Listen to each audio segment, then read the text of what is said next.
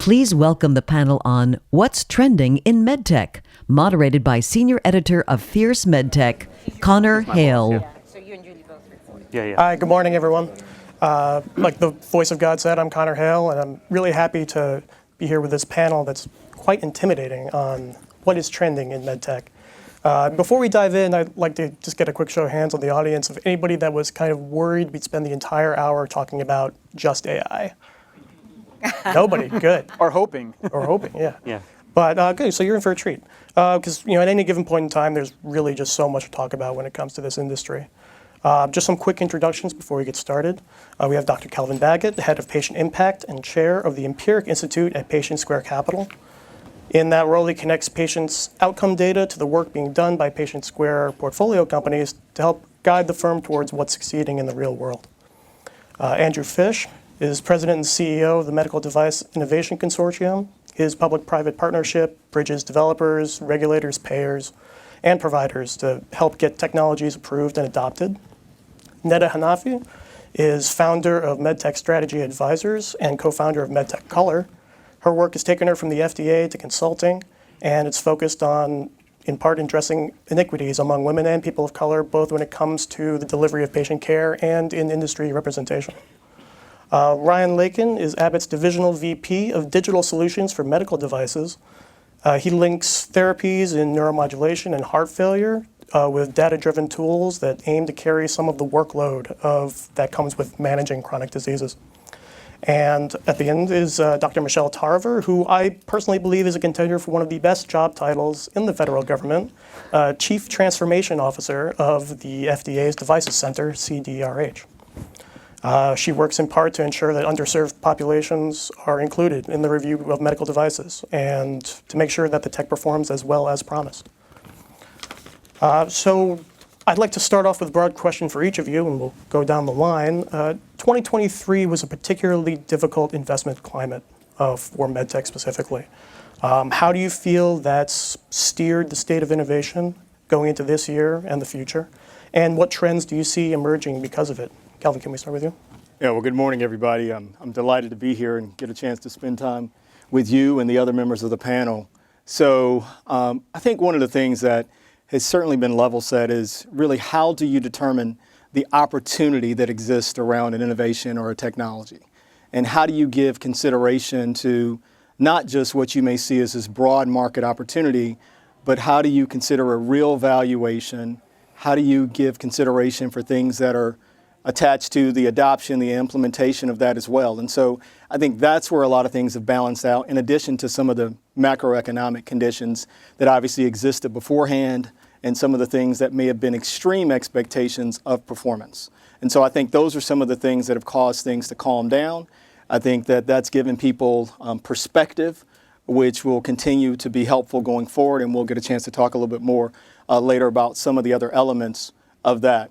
In terms of areas that I think are just uniquely positioned in today's environment as compared to where we were in the past. Obviously, you mentioned artificial intelligence, but our ability to actually capture data and utilize that data in meaningful ways to inform not only development, but also diagnostics and treatment plans, to be able to personalize those things, to line those up with genetic mapping and sequencing and other interventions, I think are things that continue to bring inspiration and enthusiasm for our ability to meaningfully impact human lives and their overall care and conditions. Andrew. Great. Well, likewise, I thank the Milken Institute for having us. It's a great panel. Look forward to a lot of the discussion and to audience questions at some point, I hope, as well. So I'd say broadly, first of all, please don't make any investment decisions based on my commentary. I will say broadly, I think what we've all seen, of course, is that the investment climate, or let's just say the economic climate for MedTech, has really constrained a lot of activity. I'm not sure that it's actually fundamentally shifted anything about where the most promising areas of investment are, or where the most exciting things are actually happening in innovation. I think it put pressure on M&A and cooled the environment for IPOs, and probably refocused a lot of investors on real value. And so I think that's more what we've seen going on than kind of major shifts in areas of interest. Clearly digital in many forms. Hope we talk a little bit more about that. Obviously AI kind of writ large, but also, as Kelvin, you just said, data generation is a fascinating area in terms of the kind of data that we can generate off of devices, and then utilize that data in various forms of evidence generation and so forth. Cardiovascular is obviously going to remain, I think, a very hot area. Seen some interesting advances there. Remote health, remote monitoring in general. I think there's huge potential there, driving one of the trends that I think we'll talk more about today. So those are some of the, areas that I certainly expect to remain, significant. Obviously, a lot of interest in certain areas of IVD development as well. Obviously, kind of everything's genomic. And so those are some of the areas that I think will, continue to be really hot. I would make one quick point, and I think we'll probably come back to this as we talk about other topics like the TAP program at FDA, which is, I think it's really maybe part of what's this sort of cooling off has driven is taking some of the froth out of some of these areas, and really the message that's really critical, of course, for investors, but also for earlier stage companies as well, is really stay focused on that value proposition, right? Don't get caught up in the buzz or the chatter about some area of technology that's hot, because that will never save you if you don't have a true value proposition for what you're doing at the point of care for that patient, right? So you really, really fundamentally have to focus on ultimately what is this technology really delivering for the patient, for the clinician, and the economics of both the payer and the healthcare system. And so I think, maybe we'll talk a little more about that, but those fundamentals, will never change no matter what the economic climate is. Awesome. Well, hello, everyone. It's a pleasure to be with you, and thanks for having me here.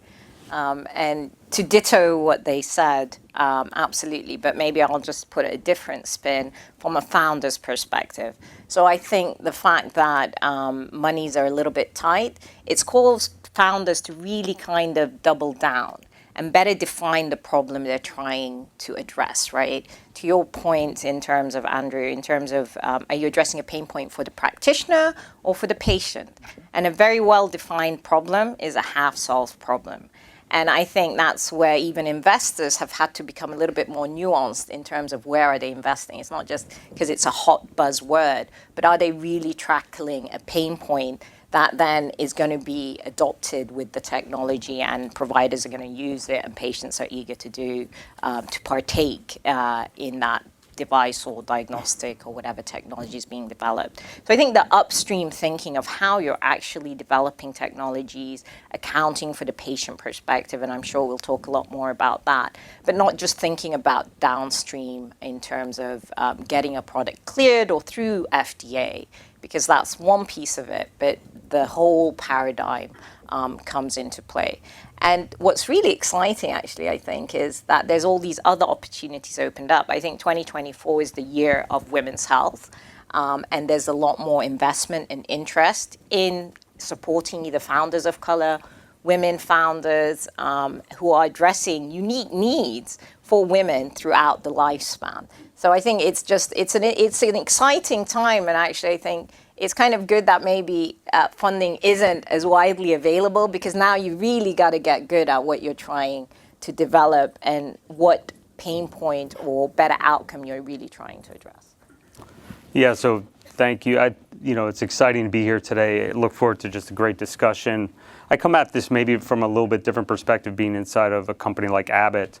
For us, cutting edge innovation isn't the thing that's going to solve everything at the end of the day. It's really got to be a combination of cutting edge innovation in combination with things like access and affordability. And I think that's maybe one of the areas that gets lost when you look at kind of the trends of aging population, with 70% of people will die from chronic diseases, the workforce overload. There's just so many things that are impacting the world that we operate in, that just a great tech isn't going to be the thing that's going to solve the problem.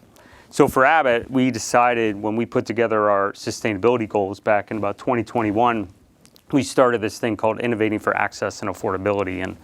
And it really became kind of this set of principles around design and development that have really been embedded into all the product teams, to whereby if you're in sales and marketing, you're in R&D, you're in the sciences, if you're in the commercial team, supply chain, you get assessed as you work through your products to make sure that your products that you get at the end are something that's actually going to be accessible. And I think, as amazing as like our technologies are, when you look across, for us, medical devices is across cardiovascular diseases, it's across diabetes, neuromodulation for things like Parkinson's disease, movement disorders.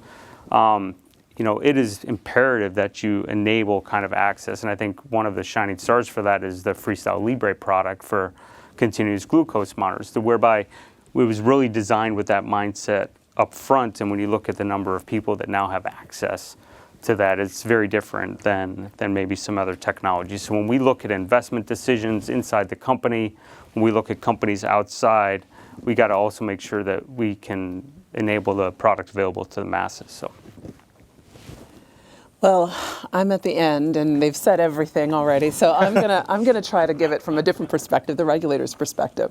When we see a very difficult climate in terms of investment, it causes us to be innovative and creative about how can we create solutions that don't just make it through the regulatory process, but what happens when it gets beyond us, to the payment, to the integration into clinical care, and how can we help foster that evidence process so that it increases the likelihood that these novel products will be taken up by the patients and the providers that ultimately need to use it, and that it'll be paid for. And those are the things that we have been taking on at the FDA. You heard a little bit of an allusion to the TAP program, which is a Total Product Lifecycle Advisory Program, which is designed to help those innovative technologies which qualify for breakthrough designation get a little bit more attention so that they can move quicker through the process, get their questions addressed quickly, and then make it more likely into those patients' hands. One thing that I will say also that we've been doing differently at the agency is we've been taking a broader step on the global arena. The International Medical Device Regulators Forum this year was chaired by the USA, and our center director helped to chair that. And the value that was ascribed as part of that is reliance, understanding that everyone can't look at every single submission in order for us to impact the entire world's health. And so can we rely on other jurisdictions to evaluate that evidence and then accept it as our own and say we're willing to accept that for marketing authorization within this country? So there's a lot of novel efforts taking place to try to de-risk some of the challenges that people are seeing in the investment landscape right now. I'd like to dive in a little bit deeper on what you were talking about when it comes to evidence generation and really specifically how device development can truly stay centered on the patient's experience. Does anybody want to put their hand up? Go first. I'm happy to start. We've had an initiative at our center for more than a decade now where we have emphasized the importance that patients are first. They're at the center of everything that we do. And when we say that, we don't mean it at certain discrete points. We want to go away from just being inspired by patients and informed by patients to where they become integral to our evidence collection process, and it becomes intuitive that we include them in all the work that we do. And so that is important across the entire product life cycle of a medical device, from the conception and idealization of that device to how you've tested it in patients' hands to the clinical trial design that it's informed by patient input, and what kind of outcomes you're collecting. Are they outcomes that mean something to patients that help to facilitate that conversation between a patient and their provider? And then once it's out in real world use, are we taking a listen to what patients are saying about how effectively it's working for them, where it's addressing unmet needs? That may open market opportunities, right, where you can get something on label and then continue to track that over the course of the condition. So we are really committed to trying to create solutions that measure that patient's experience, that listens to the patient across the life cycle of the medical product. And we include patients on our study groups, on our advisory committees. They're part of our daily business at the agency, and we encourage companies to consider doing that as well. It's a prominent feature of our TAP program as well, where we are saying, go talk to patient groups. We've created opportunities for you to touch in with them. Figure out, is your device meeting their needs? What are the pain points? What kind of outcomes would they want to know about in order to make an informed decision about the product? Yeah, keep applauding. Yeah. I'd say just to extend some comments. So Michelle, thank you so much for that. It's incredible to hear the work you're doing. As we look to shape a shared future together, I think it's also important for us to learn lessons from the past and where we've done things well and where we could have done things better. And just some elements of things that at least I think are relevant to our conversation here, and I'll use that word again, is we've talked so much about innovation and great ideas, and we've at times had a failure to recognize elements that I think are contributory to the success initially and then longer term. And so one of those things is relevance. Is it really relevant to the problem that we're trying to solve? Do people actually understand that, and does it resonate with them? The other, I think, is a comment here is engagement. And I'll give some specific examples around that momentarily, but engagement. So who's really engaged and involved in the solutioning, the evaluation? What level of input are they having? And you just made a comment around that. It's one thing to invite comments. It's another thing to have more active participation and contribution to shaping things. And then another one is just around alignment. So what is the overall alignment between you, and what kind of structure exists to support that, be it policy or be it processes or practices that also come to bear there. I had the benefit of part of my previous history of also working to have oversight of some large systems, and people would come in with great ideas, but it may not be the problem that's most pressing for us, or they may not understand some of the challenges that were necessary to implement it in the environment. One of those things that so many of us have participated or contributed to was the rollout of electronic health records. And so, what really did that shape, and how did that solve it? And how are we framing that in a way that we could actually get people engaged in that process? And I think that some of the elements that we learned was it really had to focus on how it was going to contribute to the care, but also with an appreciation for what it was going to change in the practice and what it was going to mean to the providers and also to the patients. And I think that those things are incredibly important to keep in mind as we think about bringing technologies to bear on any environment. One of the things that we're certainly focused on, and I think our name further conveys that, is at Patient Square, is how do we make sure that we are meaningfully considering the patients who will be impacted or who will receive these services, and actually incorporate that into our decision making as to where we look for innovation and where we choose to make investments, and to do that in an evidence-based and evidence generation way so that we can actually stand against that in terms of having appropriate credibility and consideration. And I think those things are important to keep in mind for anything that we do. Yeah, I would jump in and really underscore, well, certainly both comments, but especially Michelle's excellent summary of why patient engagement and input drives tremendous value for patients, for the product, for the company, and so I'll just say briefly to explain kind of where I'm coming from when I talk about some of the work that we're doing is the Medical Device Innovation Consortium is a public-private consortium, meaning we're a membership-based organization that has both medical device, has medical device companies, government agencies, nonprofit stakeholders, including patient advocacy organizations, clinicians, researchers, and others participating, all essentially on an equal footing basis, coming together as collaborators to identify what are the significant barriers from ideation all the way to patient that are based particularly in regulatory science, clinical science, evidence development, quality of design and manufacturing. Where do we de-risk that entire process by bringing down some of those barriers? How do we do that collaboratively? And FDA is a key member of the organization, a key funder of our work. Jeff Shuren sits on our board. We work with Jeff and many of his colleagues, including Michelle and many others across CDRH. So one of the things that we worked on going back 7 or 8 years, I think now, is the development with FDA of a patient-centered benefit risk framework. And that was really early work with the agency that helped drive really the science of patient input, right? So that patient input isn't just a collection of stories, which are critical and important, but really is starting to say, how do you take patient input and convert it to data and information that can be reliable evidence that regulators and other decision makers can actually use to drive decision making and perhaps end up with a different decision than they would have without that information. And so I think that's really important to think about, is this is all about kind of advancing a whole area of evidence science, right, that's focused around patient input. So we've been working in that science of patient input with FDA for years. That work continues.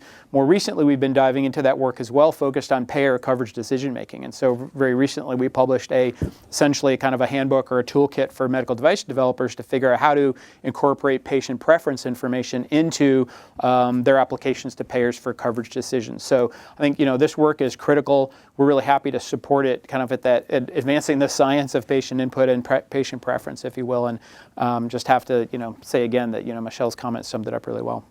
And maybe just to touch on, I think at the end of the day, people, us, we don't like to be patients. We don't want to feel like patients. We don't like to be reminded that we're patients. And so, when we think about from the innovation perspective of the ability to make a device adjustments remotely, to be able to do it from wherever you happen to be, to do it in the comfort of your house, to do it on your time, to not have to make additional clinic visits.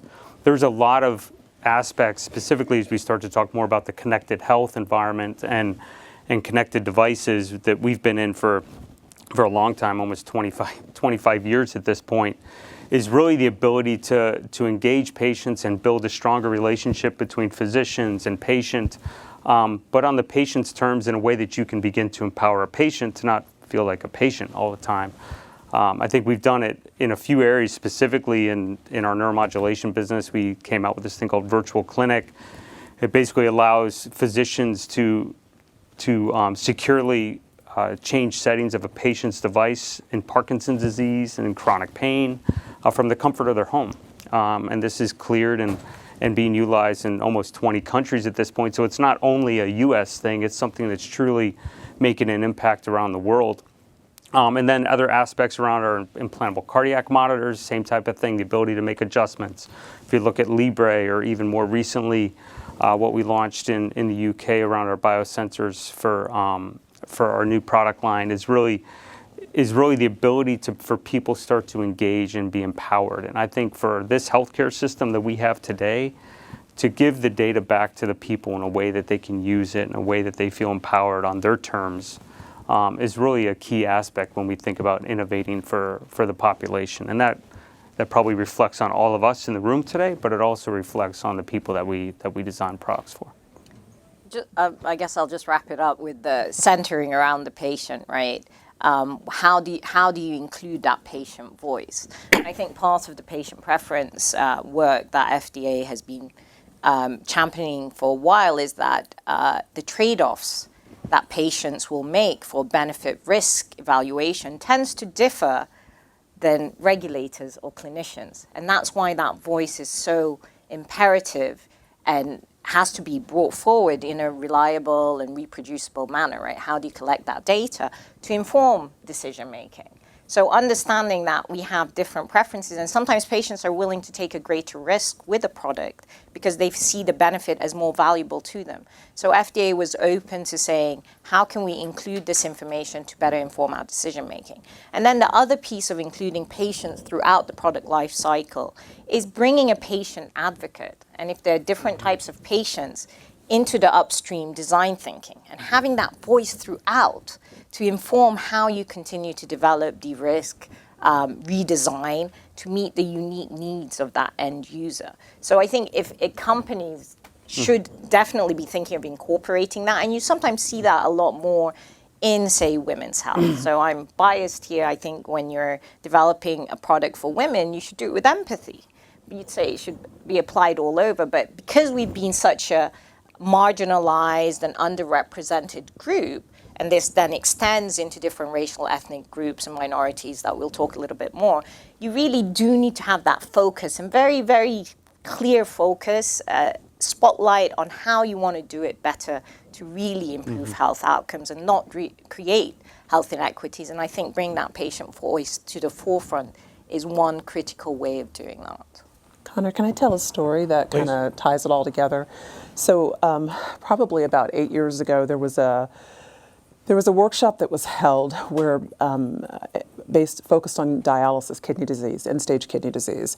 And patients who there was a device that would work in the home that would purify their blood, but they had to have a caregiver present in order for them to be able to use that technology for it to even be prescribed to them. So we had a workshop, and the patients raised their hand and said, that's ridiculous. We want to be able to do that. We want to be independent. We don't want to have to rely on somebody being there in order for us to use this device. So they worked with a company. They did a patient preference study. They presented the risks, the benefits of the device and dialyzing alone at home. They shared it with the agency, and we looked at that data and said, okay, we'll expand the labeled indication for that device. You made a good case. The patients are willing to accept that risk. We put other mitigations in place to make sure that the device would remain safe. And now a whole new population of patients have access to a device, mainly because they engaged with us, engaged with the sponsors, submitted evidence that was valid scientific evidence that moved the needle and expanded the labeled indication. Yeah. Outstanding. I'd love to go a little bit further on that. We touched on it in a couple of different ways, how with more healthcare entering the home, and especially connected devices, a lot of the value just seems intuitive. Like, of course, it makes sense. But are there ways to measure it, quantify it in ways that can add more value to a company or a product in creative ways that might draw more attention to areas of the field that haven't gotten enough attention lately? Well, I think it comes with wearables, right? Yeah. Everybody's wearing, most of us probably are wearing an Apple Watch or some kind of watch that's collecting some physiological measures that can then potentially either inform innovation in a space that needs it, or inform how you are doing with the current condition or so forth, and then how you share that data. And I think speaking to that, how do you share it in a safe manner, either with providers or with the patient themselves, and delivered in a manner that they can understand it to better inform how they manage either a health condition or just their general health on a daily basis. So I think it's technology, right? Digital health is AI. Everyone's talking about it, and I know we don't want to touch on it too much on this panel. Oh, we'll get but I do think and it goes back to the earlier conversation about this empowerment or allowing patients to be their own, chief medical officer, and giving them the tools to be able to do that in a safe and effective manner. So I'm sure it's more so about, all the different techs that we have in our hands or wear or are exposed to on a daily basis. Yeah, I mean, I think of it in a few different ways. I mean, too much data isn't a good thing. I think that's like the environment that has kind of been created, I would say, in the last few years specifically is this proliferation of data, and proliferation of data without necessarily insights. And that's impacting our healthcare workers, that's impacting people, that's impacting kind of everyone in the environment.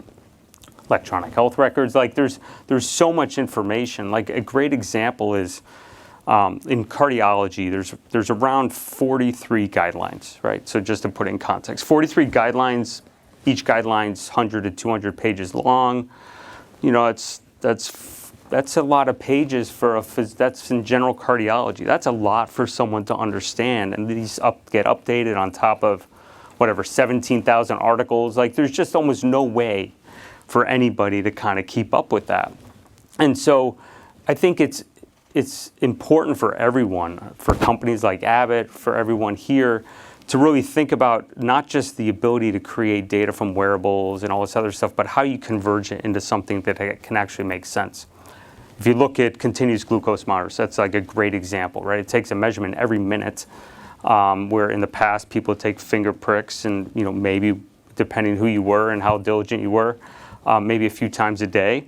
But here you're getting a measurement every minute. And now you've converted this to like a single number that people can understand and take action on. And I think we have to find a way to make sure that as we innovate in this area and create data, that we make sure that the data is actually useful to the people that are going to be engaging with it. If that's us as people who are patients, if that's family members, if that's physicians or caregivers, we need to make things more efficient for them. And I think that's the tension that I think exists in the environment today, is we really need to figure out how to do that better.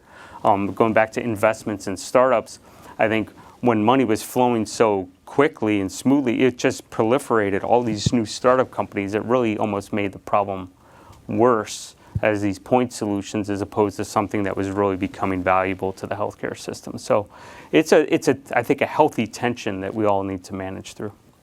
I guess I would think a little bit about kind of how you unpack that question. And you talk about the value of kind of, technologies that facilitate health at home or health outside kind of the most intensive resource settings. And when we talk about value, we sort of think about like unpacking the dimensions of value, right? Because value is such a broad term, like, well, value to whom, in what context, and so forth. So if you think about, sort of what are the key questions to ask about this, area of technology or the technologies that are propelling care into other settings, it's really sort of a question of like, well, what's the current state and what's the future state that might be enabled by these technologies? And so I think about, what care is going to be received by whom, and what kind of technologies are facilitating that, right? And so if you think about care, at least some elements of care that could be received at home or wherever a person might be, whether it's in diabetes or it's in some other area that isn't maybe maybe yet in full application, one of the dimensions of that value is taking far fewer resources to deliver that care or get that information, right? So instead of going into a hospital and all the time, I think just what it takes to go into a hospital and go into a room somewhere, get data taken, how many people are involved in that whole process, right? I mean, the savings alone from not having to do that and have a relatively small and unobtrusive device that can do some of that wherever you are when it's important is a massive savings right there to the system, to somebody, right? So who's willing to pay for that savings, et cetera? At least the patient, certainly has value. And then you can sort of unpack that all across that whole kind of, those sort of dimensions of care. The savings that are being realized, the value to the patient in terms of convenience, the information they now have at their fingertips they didn't have before. I mean, I was fascinated to find out that, cholesterol has basically like a diurnal cycle. Like if you measure cholesterol once a year, if you're even halfway good about getting a regular annual exam, you have one number that, maybe not particularly meaningful. If you were on a device like a blood glucose monitor that was monitoring cholesterol, you might see some very interesting things about what cholesterol levels actually look like and whether or not you actually have a cholesterol problem. So I just point that out as I think this is a field where we'll turn around 5 years from now or 10 years from now and we'll just say, oh my God, I just cannot believe what's happened in this area, because we are seeing fascinating examples of it. But I think we're just at the very beginning of what, miniaturization and wireless and, data collection capabilities and data analytical capabilities are going to turn on for this area. Do you feel like the most innovative companies in that space might have a very steep climb towards reimbursement? Well, we should have a whole conversation about reimbursement probably, right? And I'd love to hear some more of Michelle's thoughts too on TAP and reimbursement, because she touched on that earlier. I think it's, I'm not sure it's exactly where to say it's innovation that necessarily has a challenge with reimbursement. I think part of it is measured more by novelty. And obviously when we think innovation, we think novelty, but it's not necessarily novel, and innovation might not necessarily be novel. I think maybe, for example, like, pulse field ablation, for example, right? Ablation is not a new field. PFA is a new technology. I don't know that PFA is going to have any troubles getting reimbursement, even though it's innovative. But if you had a completely novel way of addressing fibrillation or something, then maybe you would have a challenge, right? Or just think of, generally speaking, if you're not within a Medicare, benefit category, right, you're going to have a heck of a challenge, right? Because Medicare has no statutory authority to cover you. What's your path to having any kind of commercial market if Medicare won't cover you and private payers are looking to Medicare to set a benchmark and so forth, right? So I really think the question there is more about novelty and whether you fit in any current kind of, care and reimbursement pathways. Is probably the way to think about that. And I'll come back to just quickly to this point that a number of us made earlier on, which is know your value proposition, right? Know your very clear value proposition. And one other point before I forget it, because I always feel like someone should make it, is, you're not necessarily, your path to commercial success is not necessarily through a payer. I mean, often it is, right? And but it may be that your best path to commercial success is actually the hospital, for example, right? You may be saving so much time/money in the delivery of care that the hospital itself would spend money directly to purchase that technology or integrate that technology in somewhere in the system or in the surgical operating room, for example. And so I think it's really important to remember that sometimes that value proposition isn't about just getting reimbursement. And all payers aren't the same, right? Yeah. I mean, there's CMS, there's other payers in the system. Some of them are a little bit more forward-leaning and more willing to adopt some newer technologies. I mean, I think part of what I'm hearing in this conversation is the impetus behind the initiative that we just launched, which is Home as a Healthcare Hub. We realize that everybody's looking at the same problem set, right? That we are seeing a rapid exit of providers without the same influx of new providers. We are seeing deserts of primary care as well as specialists across the country. We're also seeing hospitals and clinics closing. But we also have chronic disease rates rising, and we're seeing life expectancy drop. So we're in a cauldron. We've got to figure out some new solutions, and some of those solutions are going to be moving elements of care into the home. And to do that, it's going to require, one, the home is prepared to receive all these new things kind of coming in. Our homes aren't built to house all these big devices. We can't just lift and shift something from a hospital into the home. So how are we going to prepare ourselves for this transition of care? I think, and part of that conversation is the actual interoperability of devices. How is it going to integrate back and share that data with providers? How are providers going to be able to make timely decisions? How is it going to be paid for? All of those conversations need to happen in order for us to meet the healthcare needs of this country. And so this initiative that we're launching is our first foray into saying, let's create an idea lab. Let's get everybody together. Let's really start talking about it and not just talk about it on the surface. Because if we don't get into the granular aspects of these conversations, we're going to get flooded by the deluge of patients, and we're going to see rapid drops of life expectancy as well as poor outcomes with chronic health conditions. So this is an imperative that we've got to talk about it. We've got to start figuring out solutions. But it also creates an opportunity for great innovation. I mean, there are so many unmet needs and so many chronic conditions that I think that we're seeing a lot of really creative solutions start to emerge. And there's going to be a merging between consumer tech and MedTech. This is inevitable. If it's coming into the home, you got to make it something I want to engage with. And in order for you to do that, the people that know how to do that are the consumer tech folks. So this shared knowledge amongst different arenas is going to be even more important. And we see great investment in consumer tech. So I think there's a rich opportunity for the investment wins to potentially shift. I think there's this other thing to think of. You mentioned real world evidence earlier, and I think there's this interesting tie between payers and kind of the ability to get much better evidence than we've gotten in the past through mining of data and through we'll get into the AI conversation a little bit, but like real world evidence, I think truly has an opportunity because of the ability to get more data together, to get evidence faster, to be able to for payers to be able to consider payment earlier than they maybe have in the past, if it's in the U.S. or it's in another country outside the U.S. And I think, we're talking mostly about the U.S. today, but there's a lot of opportunity to leverage technologies and real world evidence outside the U.S. to kind of start to get more evidence generated, to get payers on board, and then use that to kind of influence others.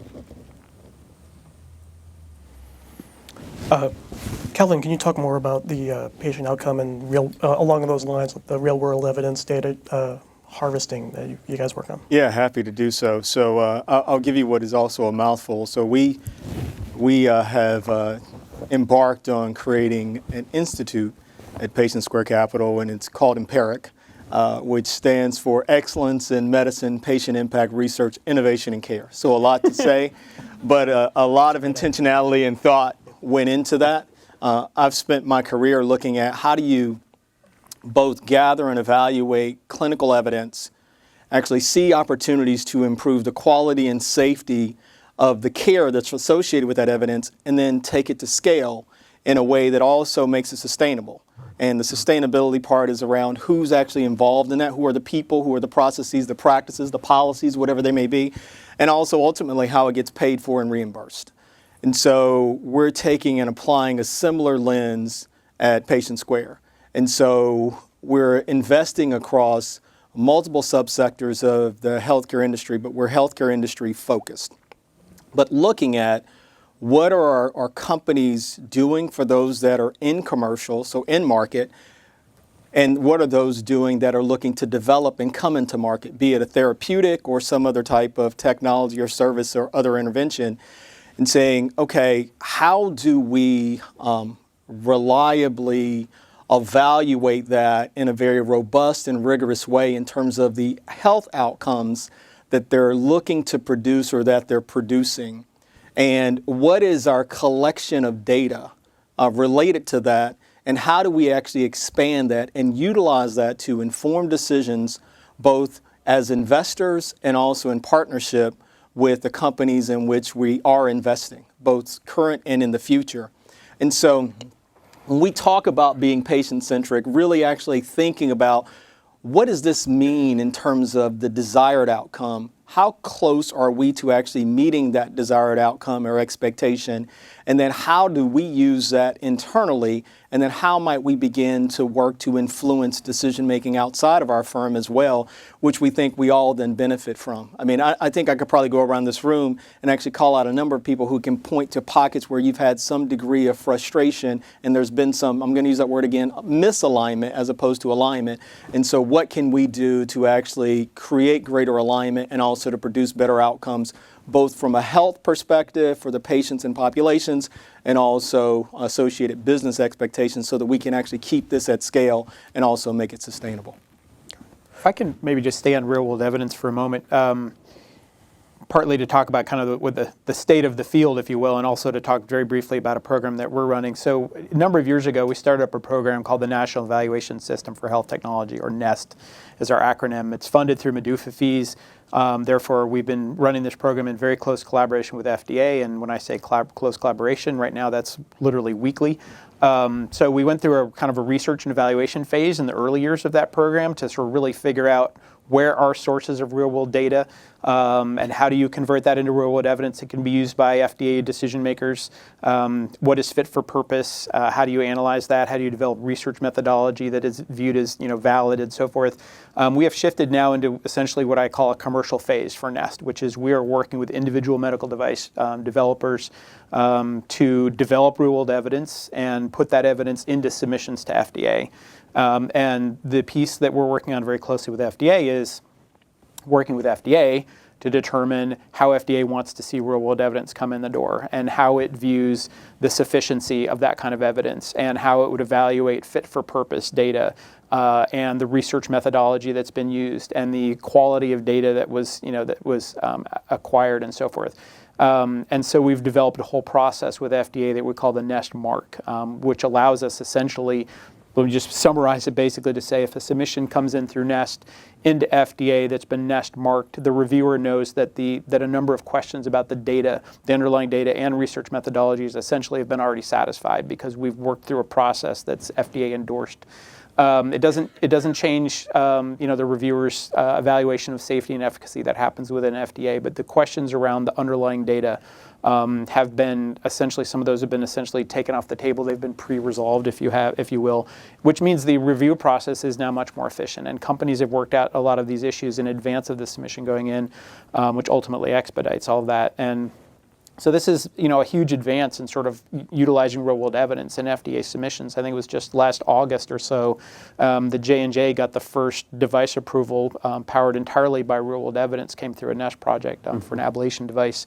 And so I, pay attention to the use of real-world evidence. It obviously holds tremendous promise for finding evidence that may be harder to get through traditional clinical studies, but also has the promise of being faster, cheaper, and more insightful. So the interesting, everyone else says you can't have all three, but in some cases maybe that's possible.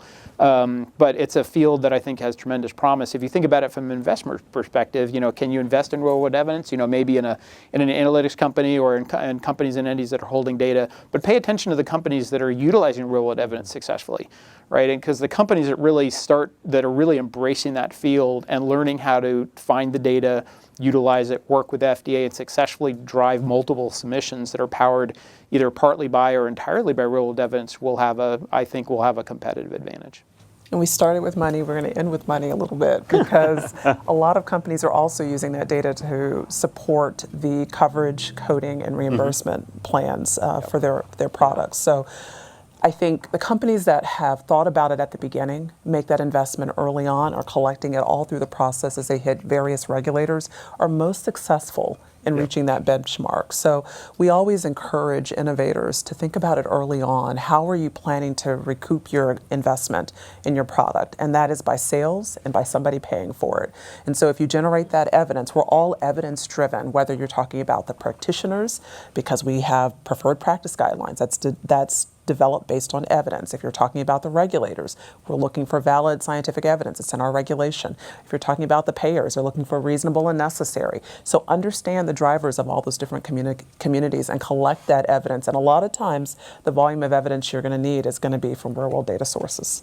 And I think that might be more applicable for the bigger companies, right? You mentioned J&J. But if you're a smaller company or a startup, that pathway looks very, very long and a little bit daunting. But to your point, if you think about that upstream, even think about your pipeline in terms of your claims and how you want to expand your initial clearance, and then if you want to expand to a broader clearance, collecting that data in the post-market arena can then really help inform or drive some of those claims expansions with real-world evidence as well. So I do think the real-world evidence discussion is an interesting one, and it's maybe a little bit more accepted with the bigger resourced companies rather than the smaller companies making their way in. Although that's where you also see a lot of innovation. And it'd be interesting to hear your take. I don't think innovation is necessarily stemming out of the established companies, more maybe from tech as well. But and that's why you're looking to acquire. But it's a balance. It's a very exciting. It's another hot, sexy, word out there, real world evidence. But the reality of doing it can be daunting. But I love hearing what you guys have established, because then you've answered a lot of questions from the regulators up front. So you've kind of, the efficiency and address some of those pain points. So another incentive for startups, actually. Yeah, no, wow, sorry, Ryan, I know you're going to jump in. I just want to say, I think, it's always important to point out that larger companies have more resources, right? So that it's easier for them to tackle these challenging areas or take on kind of these whole new areas of evidence development. But I would say there's some potential real advantages for smaller companies in being able to go to market in a less expensive and potentially faster way, to rely on data that already exists rather than having to invest from the start in longer term clinical trials, clinical studies of various kinds where that data may already exist. And as we gather more experience, we have the ability more and more to be able to point early stage companies to data that we know already exists, that we've worked with data sets and so forth. And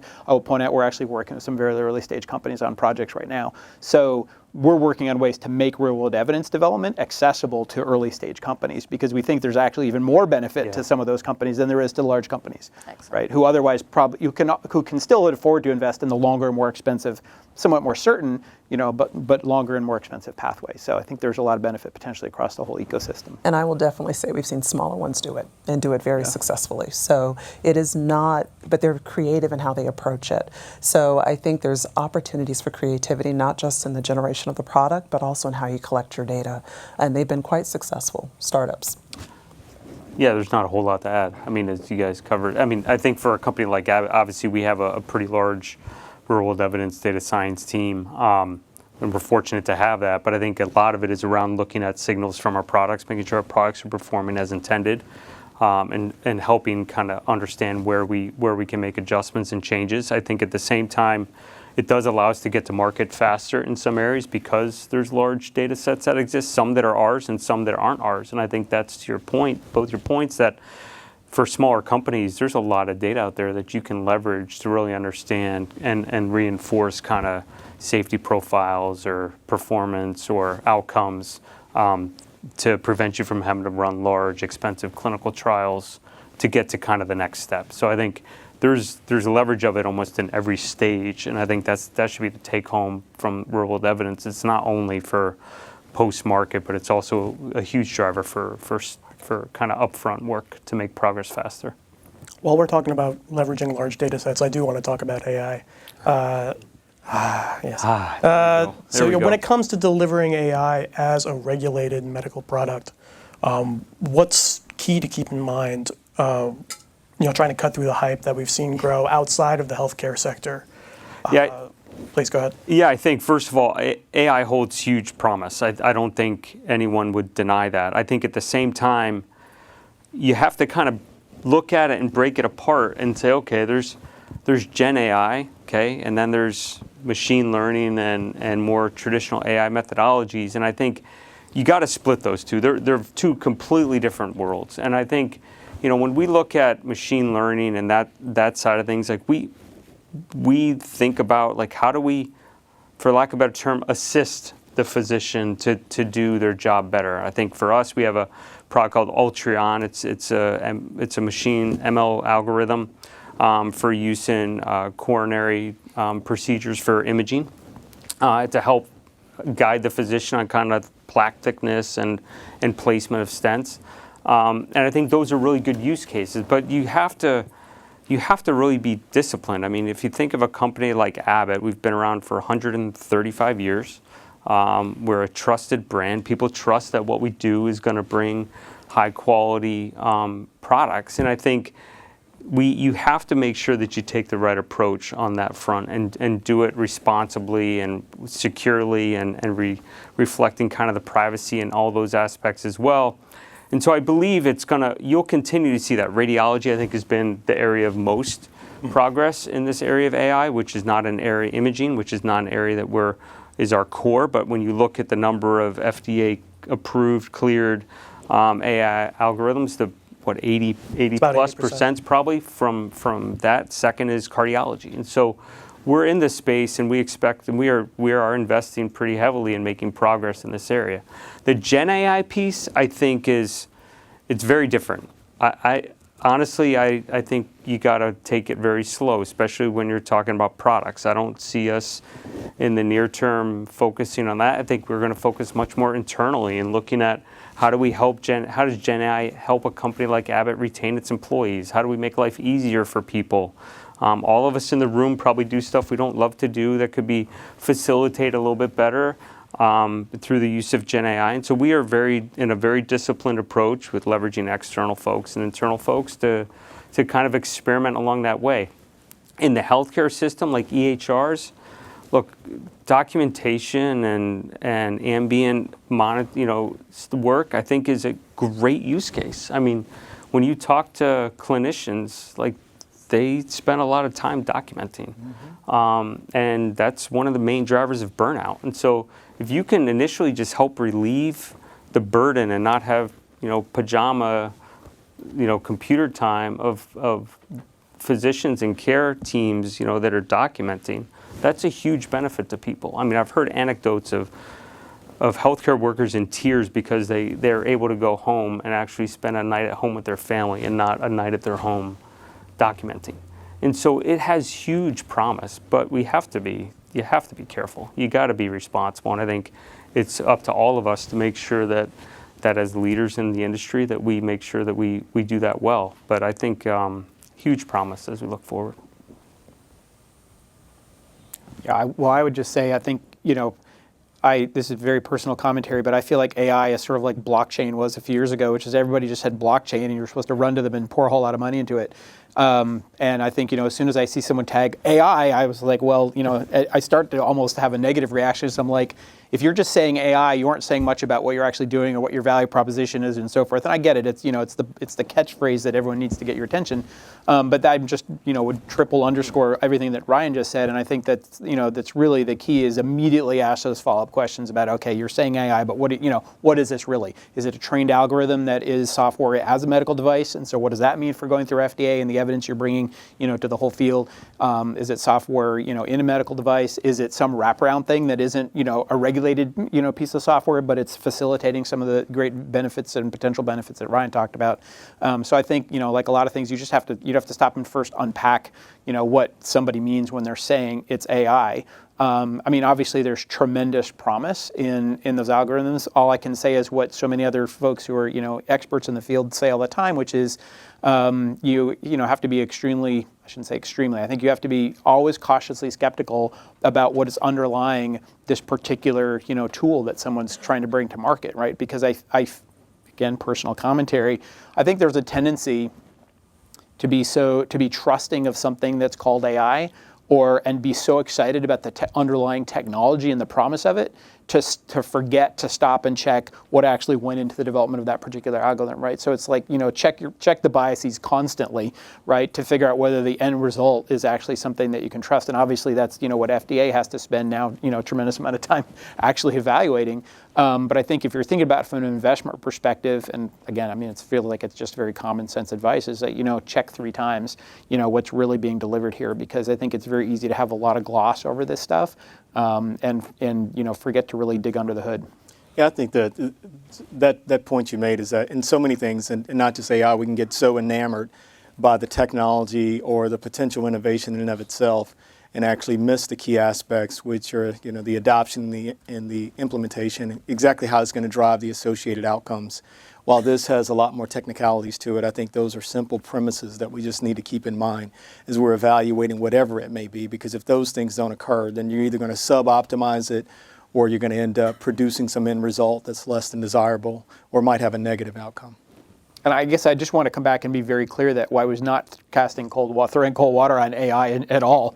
I think, digital technologies and software technology is going to take us to places we're still only beginning to imagine. So it's phenomenally exciting, right? I'm just pointing out that, it's easy to lose sight of, whether something's really doing what it's promising to do, and easy to, overlook something, in an underlying data set that was driving bias and so forth. So I just think it's these cautionary notes that I think are important to keep in mind. And how the data set was collected. And is it of a representative patient population? I also think that's the guardrails that need to come into place.